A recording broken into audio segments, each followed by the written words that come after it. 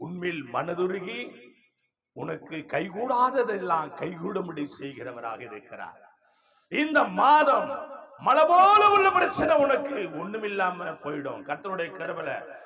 இந்த மாதம் தேவனுடைய மகாபெரிய கிருபையினால எது உன்னை விலகி போனாலும் அவர் விலகாமல் உன்னை காத்துக் கொள்வாராக.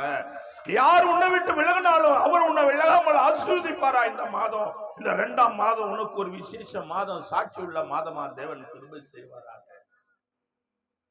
வாக்குத்தத்தம் எசையா 54 எடுத்து வாசிக்கலாம்.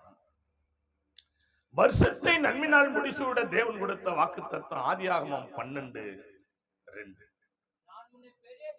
நான் உன்னை பெரிய ஜாதியாக்கி உன்னை ஆசீர்வதித்து உன் பேரை பெருமைப்படுத்துவேன், நீ ஆசீர்வாதமா இருப்ப.